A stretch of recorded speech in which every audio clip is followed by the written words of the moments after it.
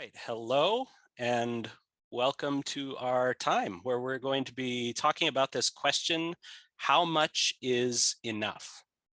And what that means for each of us. And I'm glad that this small group has joined me for this conversation, and I'm glad for others who will be joining us through the recording. My name is Mitch Stutzman, and I work as a stewardship consultant for Everence. Everence is a financial services company that works with individuals and churches and organizations in talking through what does it mean to integrate our faith and values with our decisions about money. And so I'm excited to have this conversation this evening with this group of youth and pastor from your church. Talking about this conversation. So to get started, just want each of you to introduce yourselves. And Pastor Clayton, why don't we start with you, and then I'll go through and call on each of the youth to say a little something about them. All right, thanks. I'm Clayton Gladish. I'm one of the pastors at Heston Mennonite Church, at least for now. And these are some of the youth group. Yeah, and I'm going to go through on my screen and just say, Colton, you're first. Can you say your name and just what grade in school you'll be going into after the summer's over? Yeah, I am Colton Diller. I am going to be a junior at Heston High School. Very good. Jamie, you're next on my screen. My name is Jamie Crable. I will also be a junior. Devin? Hi, I'm Devin Miller. I will be a junior at Heston High as well. And Danielle? Hi, I'm Danielle Irvin. I'm going to be a junior. All right. Well, again, thanks to those of you that have agreed to join for this conversation. So I am going to work at sharing my screen, and we'll get started.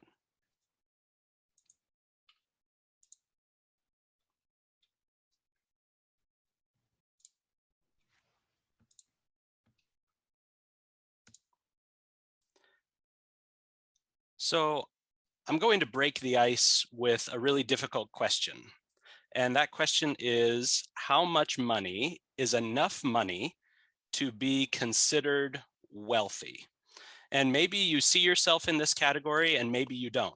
And perhaps that's a number that you're aspiring to, or maybe it's not. But I want to engage in this exercise just for fun. So if you were to answer that question, how much money is enough to be wealthy? What is that number that you would say? Anybody want to offer one?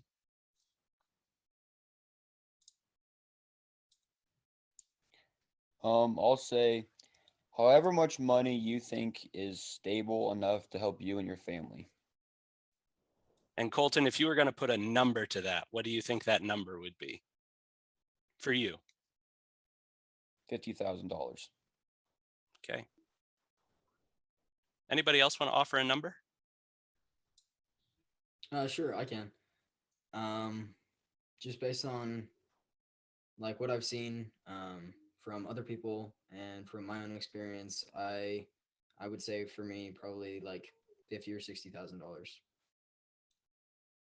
$60,000. So far right in that range of what it takes to be wealthy is that $50,000 range. Jamie or Danielle, would you like to offer a number? You don't have to if you don't want to. I would say probably like 70,000.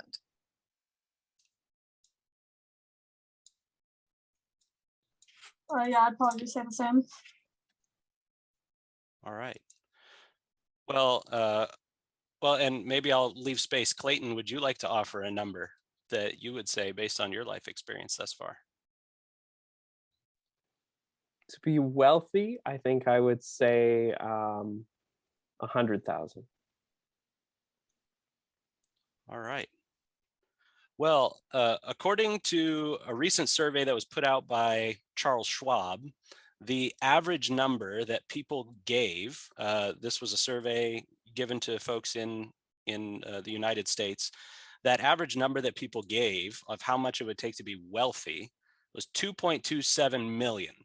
So that number is a little bit bigger than what we were all mentioning, but that number is more than 20 times the average net worth of US households. These Schwab researchers also asked a similar question of the participants in their survey. And they said, what would folks need to be financially comfortable? And now that we see this number out there, maybe we're adjusting our expectations. But what number would you say might be the number up there for what these folks answered as being enough to be financially comfortable? If 2.27 million is enough to be wealthy, what's enough to be comfortable?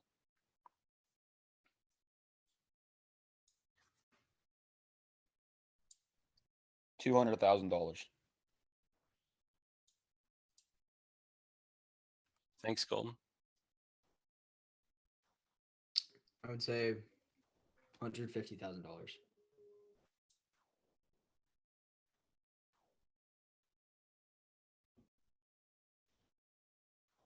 Maybe 180. All right, so everybody's sort of agreeing right in that range. The folks in this survey, according to this survey, said 1.1 million is how much it would take to be financially comfortable. And so based on the numbers that we were saying, these numbers are a little bit different from what we were talking about here, but I think this is a perfect case study that displays our culture's ever expanding mindset of scarcity. Folks are constantly telling themselves that there isn't enough, and there's this significant pressure to keep up with the Joneses or keep up with your neighbors next door, and being plugged into all of the social media platforms that we keep seeing that show us how others are spending their time and money doesn't help encourage us to be content in our own walk. Here is what some residents of some major US cities answered on that survey about what it takes to be financially comfortable. This all comes from that same survey. And I find it really interesting that at the same time that we sit with these numbers that people are talking about, I did an image search for the word comfort from a free stock photo website. And that search yielded top results that include images of hot cocoa and popcorn, or clasped hands, landscapes, bed linens, all of these things that have little or no financial investment. So I think it's amazing to see the numbers that we see on one side of the screen and these images on the other. This idea that to be comfortable, we need $1 million or more, but these images of comfort, or what makes us comfortable, don't seem to correlate with those numbers. So why do we feel that to be comfortable, we need a certain net worth? For many, the question of enough and feeling as though they don't have enough limits people's ability to feel generous to the causes and organizations that they feel passionate about, and to operate out of a sense of gratitude. And I would like us to think differently about our financial resources and explore what it would look like to live differently and worry less about the money that we have or our net worth that we're accumulating. And even now, as we're still in high school, start incorporating generosity as an ongoing part of our lives. And I want to acknowledge that for some in the communities where we live, and maybe even some on this call that we're on right now, there may legitimately not be enough. There are some folks that don't have enough. I was at a conference recently where an Old Testament scholar was talking about generosity, and she said that the theology of abundance unravels when someone is hungry. And those words really ring in my ears. And so I want to be really sensitive to that in our space today. However, that doesn't excuse us from having the real conversation about incorporating generosity and a sense of gratitude into our lives to enhance and empower the generosity potential for those who may be able to participate in that. So in approaching the subject of enough, I looked to scripture. And the words of Solomon, the author of Ecclesiastes, we understand, opens the book by unpacking the vanity of things and their inability to bring us satisfaction. And one commentary writer highlights verse 8, observing that the eye enjoys a beautiful view, but soon we want to see something else. This is the reason I think why people go on vacations to exotic locations. This is the reason why museums have more than one piece of art on exhibition. This is why people redecorate their house, or why my grandmother always moved her furniture, because she just needed something new. And likewise, the ear enjoys hearing a beautiful tune or melody, but those earworms that get stuck in your head and won't let you go, I'm sure you can think of songs that drive you crazy as you lay in bed at night, so much so that you have to get up and turn on the radio or turn on the TV just to get it out of your head. And it seems as though even our most basic human instincts, these senses that we have, are even reaching out for more. And I'll admit that I enjoy looking at pieces of art, multiple pieces. I love listening to music, but I can't imagine only listening to one song or one note for the rest of my life. So as I continued to reflect and meditate on this idea of enough, my focus quickly shifted toward contentment. And Jesus in the Sermon on the Mount delivers a lot of helpful guiding principles for our lives. And as we talk today about money and ideas around gratitude and generosity, I find Matthew 6:21 to be a helpful segue into that. For where your treasure is, there your heart will be also. That's part of that that verse there. And perhaps you would argue with me that this is all semantics, that's just words, but I find really deep significance in the idea that where we place our treasure is where our heart goes, where our heart will follow. It doesn't say where our heart is, our treasure will be also, but this idea that where we place our earthly treasure says a lot about where our heart is. And if that isn't a call to hold our money and possessions with a more open hand rather than a closed fist, I'm not sure what is. But very soon after Jesus's words on our treasure, he tells us not to worry. Not to worry about what we will eat or what we will wear, and that God will take care of us. Jesus says, therefore, do not worry about tomorrow, because tomorrow will worry about itself, which from a different conversation that we could have is maybe not the best retirement planning advice, but we'll talk about that a different time. Each day has trouble of its own, and it's important to recognize that this attitude and posture does not remove trouble, but that our focus should be on something greater than ourselves. And when we think about this word contentment, or where do we find contentment, I often think back to the words of Paul in the book of Philippians, chapter 4. And Paul says that he has found contentment in all things, whether in want or in plenty. Paul is in prison, thanking people for their generosity to others and sharing with them that although he's experienced highs and lows, he has found contentment in life in Jesus, and he has established that he doesn't need much. And as I sit with these thoughts, I also think on the idea of what we have been promised from God. Both the story of the Exodus, or in Exodus, of quail and manna being provided daily to the people who are in the wilderness, and the Lord's Prayer that we read in the Gospels. These two events only address our daily bread. We're not promised anything beyond today.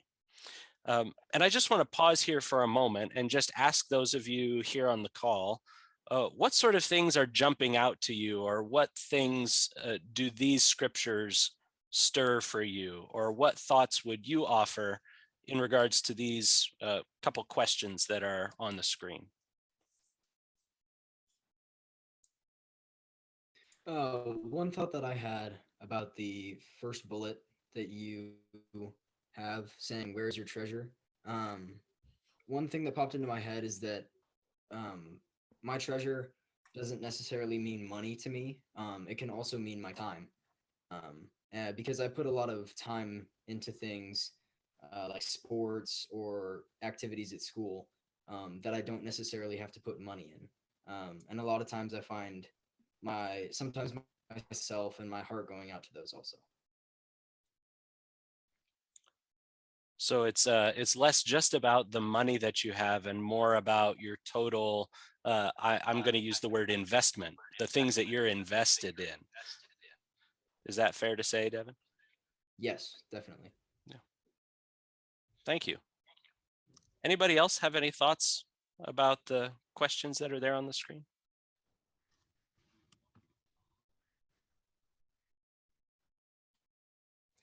I'll just say, I mean, as a high school student, I'm not one with lots of money in my bank account right now. And so I definitely focus on doing things that I can that don't involve money to help others, which is there's so many things you can do that you can help others without money. And so I try to do things just on my own that I can make a difference in someone's life that doesn't involve money.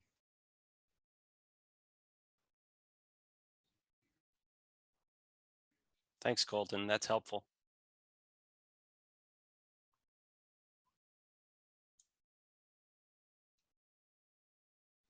I'm going to go ahead and move on to the next slide here. So as I've spent time with the Bible, I was doing some studying around this idea of contentment and enough and these things. And I stumbled upon this passage from the book of Proverbs in the Old Testament, chapter 30. And it's the only place in scripture that references this character of Agur.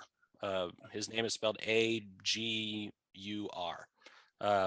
And this selection of 2 verses from chapter 30 is his prayer. And I'm just going to read it really quick here for us.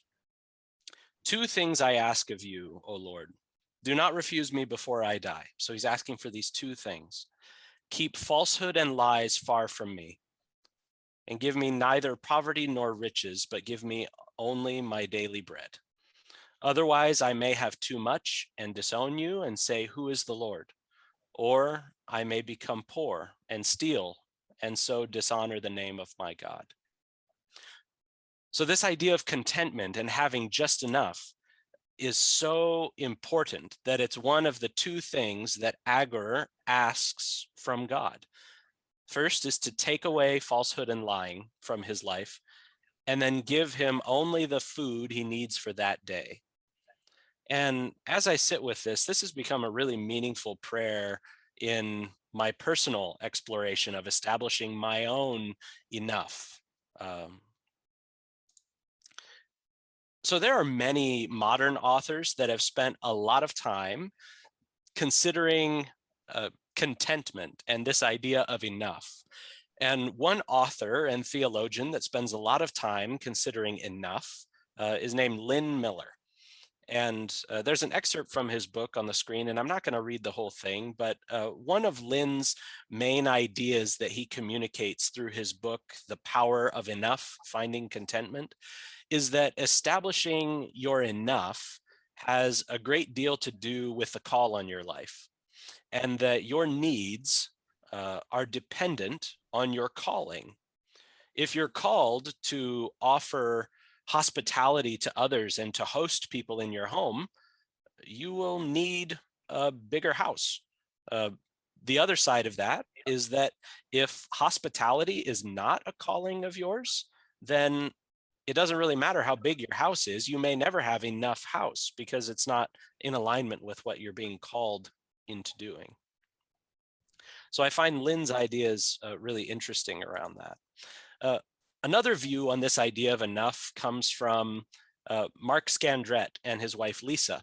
And Mark and Lisa have worked at implementing what they name as a call to radical simplicity. So they sat down together and established what the minimal standard of living would be so that they could pour themselves into ministries that they would not be paid for. This included identifying things like saving, retirement savings, even health insurance as luxuries. And so their income would go to pay for housing and food, since those were established as their essential needs.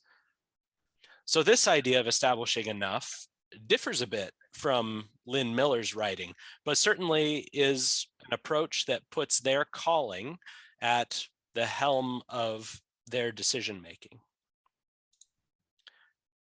And one more view and story of establishing enough is from John Cortines and Gregory Ballmer.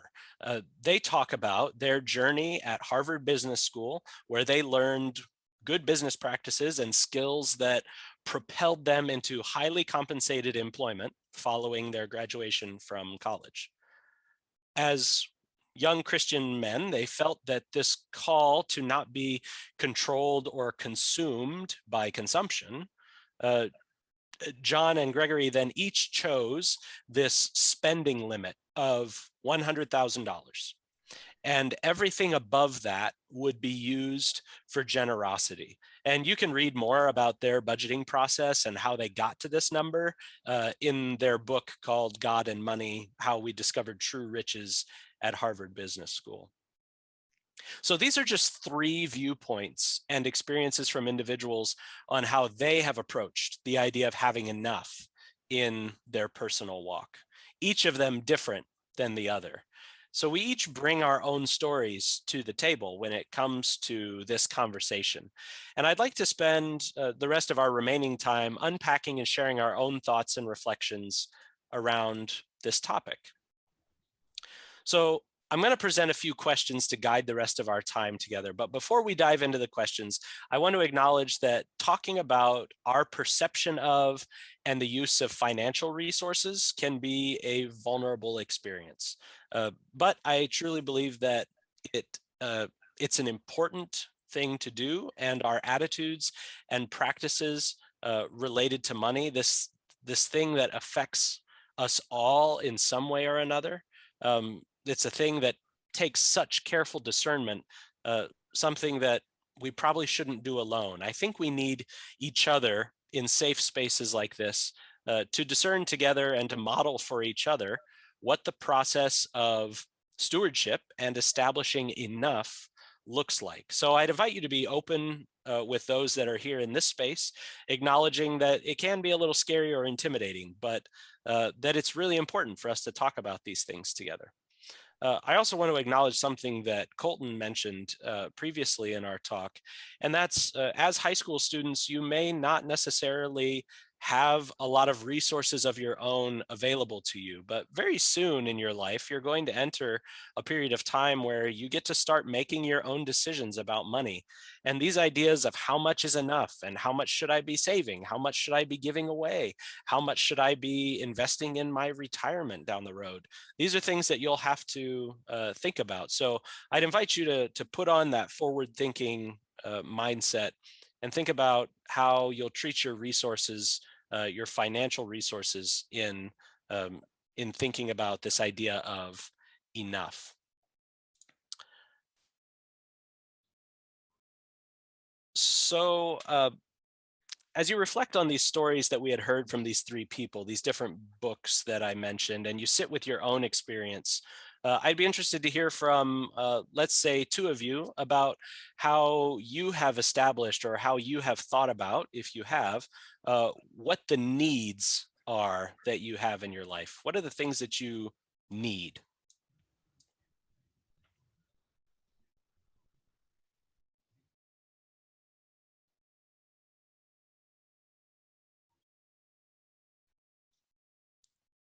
Pastor Clayton, you're also welcome to participate in these questions too.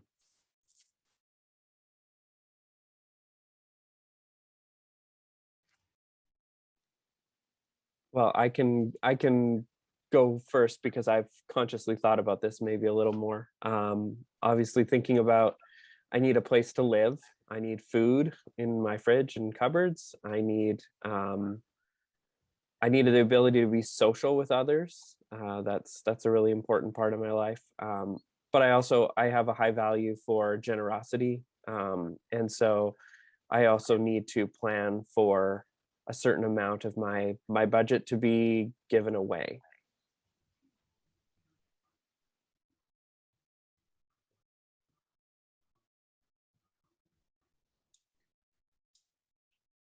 Thanks, Clayton. And I'd invite just one of the others to think about this, and maybe to clarify my question a little bit. How would you identify the difference between things that you need and things that you want?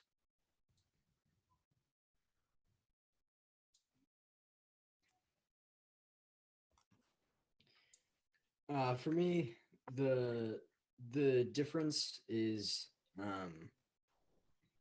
how much I utilize things. And so I may want um, like a really nice computer or new shoes or something like that. But it's not necessarily something I need because what I have already works. Um, and there may be other motives behind me wanting something else, like looking cool, being cool, which is what everybody wants. But then also, like Clayton said, another need that I would establish myself as having is I'm an extreme extrovert, so I need to have ways to interact with people, um, whether that's through FaceTime or text or seeing them in person and hanging out.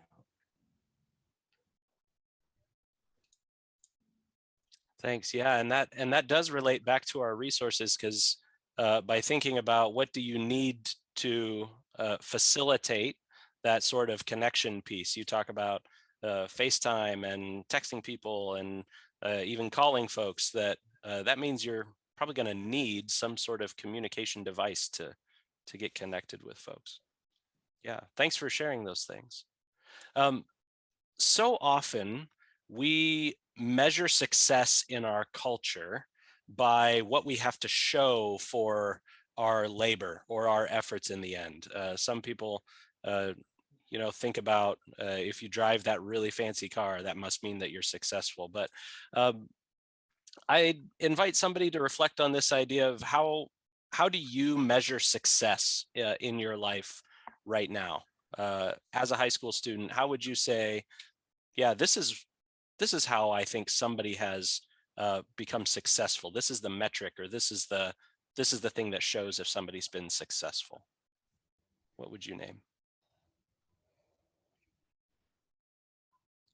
So for me, I've actually thought about this question not too long ago, just on my own for fun a little bit. And like you said, we always get caught up in success being in wealthy and having a lot of nice things. But in reality, success can be in so many different terms and ranges. I think my definition of success is you accomplishing what you want to do. And so for me, I want to have a decent job, have a family, and just have a lot of fun and live a happy life. And if I do those things, I'll consider myself successful no matter how wealthy or stable I am. And I think that varies for numerous different people because, I mean, as a high school student, it's so easy, like just by looks and what they wear and what they do, you kind of have an idea in your head of how successful they can be. And right now, like, it's so hard to not only think of success as wealth, and basically just wealth because that's what you think about when you first hear the word success. And so for me, it's really thinking about more like deep down instead of just on their appearance, pretty much.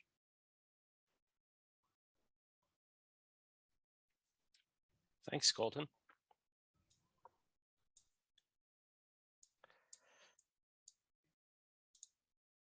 So thinking about the stage of life that you're in high school, you might already be looking ahead to college and thinking, what do I want to study? Or you're thinking about a particular trade that you might want to go into and say, what do I need to uh, find some level of competency so I can pursue this area of work that I am interested in so that I can receive a paycheck and live as an independent person separate from my parents. I think everybody might be thinking that to some degree. But then as you think about entering the workforce, be that in 2 years or 6 years or whatever sort of education you're going to pursue, um, and then you think about that steady paycheck that starts coming in at some point and you're living independently, um, how will you know when you have enough? What's going to be the signal for you to say, yep, I have enough now? And I might ask Danielle or Jamie if you would uh, provide just what you're thinking about in regards to that. Yeah, when I think of like when I have enough, it's hard for me to just know what enough really is. But I'm thinking maybe when I'm just like really happy and I'm content with where I'm at, even if things aren't perfect, maybe that's enough for me. And I hope that that isn't like too much, like I don't ever want to be really rich. That's just not what I want. And I hope that enough is what's going to make me happy and that's not too much.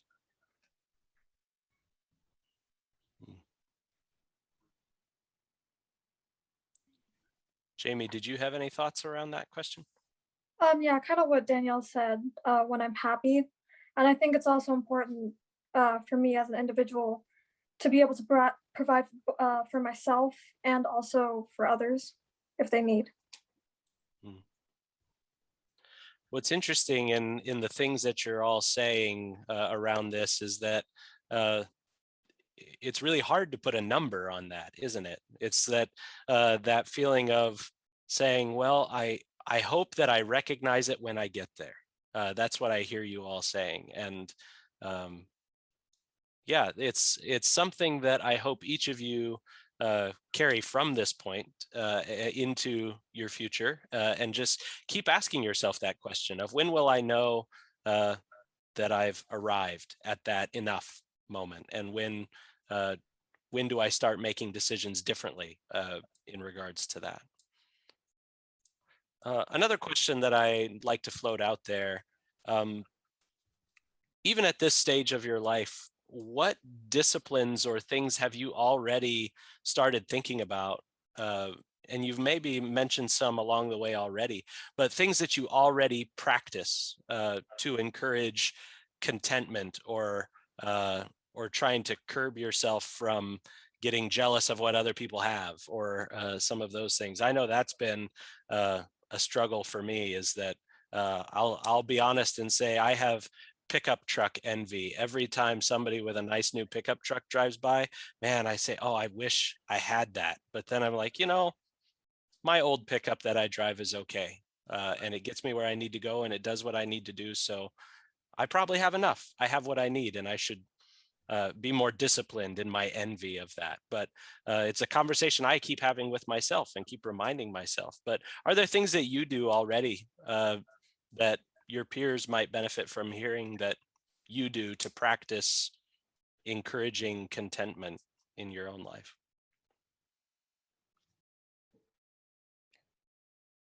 Yeah, so one thing that I do or try to do is, well, first off, well, for me growing up, or us high schoolers, we've grown up in a time in our life and society where it's changed like crazy, and we have all the social media and all this stuff that is very easy for you to see people's other people's things and just look at different things that you wouldn't normally see without social media, for instance. And so, as I've gotten older and thought more about it, it just and learned more about the Lord, it's just pretty much that we're all made to be different and to have our own values and our own things that we're good at. And if we were all the same, it wouldn't be life wouldn't be fun, honestly. And so I just keep that in mind that we're all different and we're all made to be have different things and do different things. Mm.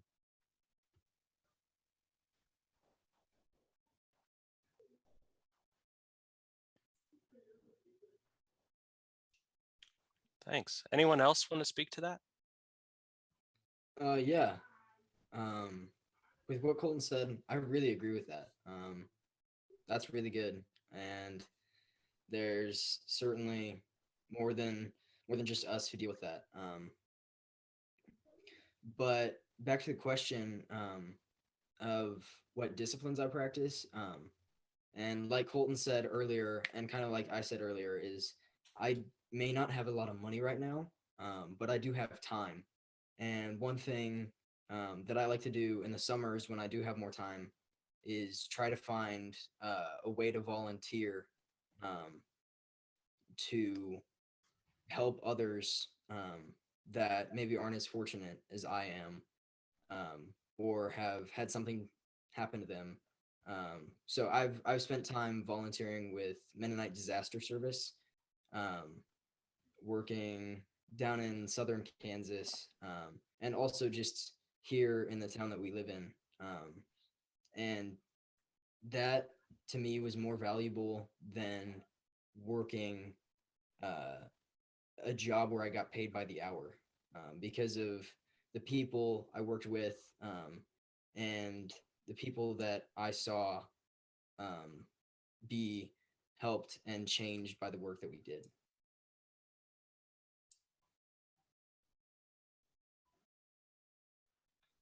Thanks, Stephen. Want to leave space for anybody else to share before we move on? You don't have to, but if you have something, I want to provide that space.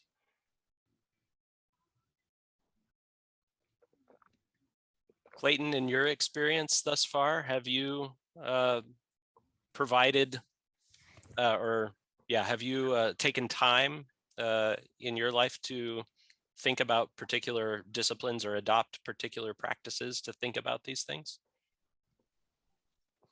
I was thinking about how at some point I made the switch from feeling like I never have enough money to I'm very comfortable. And I don't know when that happened. I realized it after the fact.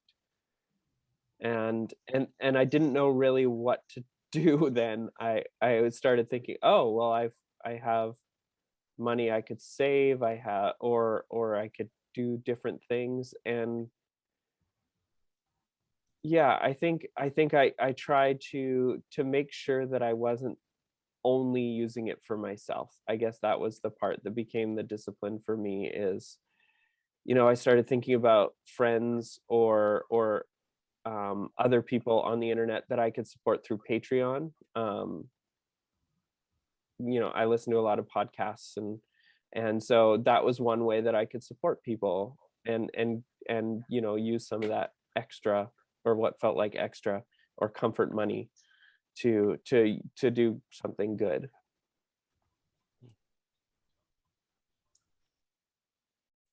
Yeah.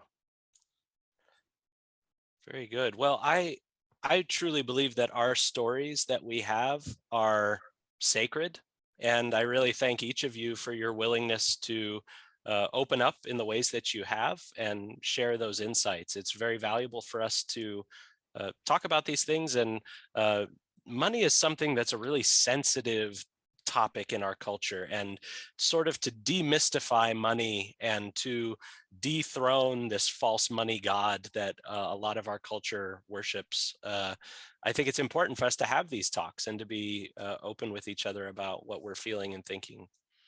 So thank you for that. I want to share just a few more additional resources that I've stumbled upon that I have found really helpful in my own journey in thinking about how much is enough for me, and also things that help give me a reality check as to where I stand in the world when it comes to financial resources. And I have links to these, but since this is a PowerPoint presentation, it's going to be hard for you to just click on that and follow. So if you're interested in having the specific web links, if you can't navigate there with the Google machine, then I can certainly give you those links if you email me at mitch.stutzman@everence.com, mitch.stutzman @everence.com. But the first one is a tool from an organization called the Organization for Economic Cooperation and Development, which is an intergovernmental economic organization with over 30 different member countries. And it asks this question of, do you feel rich or do you feel poor? Do you feel average? And many folks have no idea or the wrong idea of where we compare with the world's population. And it's a really interesting tool that asks you some prompts and then uses that information to show you where you are in the scale of the world's distribution of wealth. Another tool that's similar is this question of how rich are you? And it's a little sliding scale piece that it's a tool offered by this nonprofit whose goal is to inspire people who join their membership to commit to giving away 10% of their income. And this calculator is really helpful in showing the realities of what life would look like for you if you commit to that level of generosity. And again, I'm sorry that says that there's a link, but that link is at the bottom of a web page that I can send to you. But it's really interesting to say, well, I don't think I have enough that I could commit to giving away that amount of money. But then this tool shows you what life would look like if you did. And it's really interesting. And then that last one that I have there, I have access to this calculator that's out there, put out by another organization that provides this quick and easy way, along with a helpful visual scale of showing where you sit in the world economic landscape. So tools like this that you can find with a little Google search and doing a little digging around to, they help me establish that sort of reality check to say, Mitch, you are a blessed person, so live into that. And again, I'll acknowledge that there are some folks that don't have the blessings that I have been able to experience, and but these tools help put that in perspective.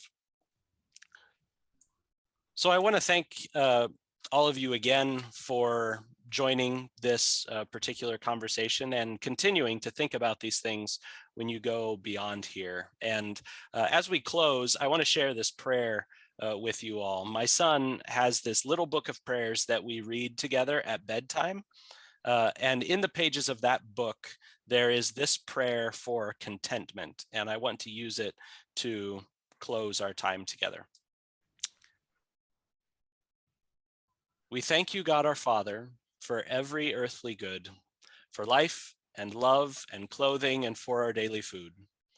Please give us heart to thank you for every blessing sent, and with everything you send us, let us be content.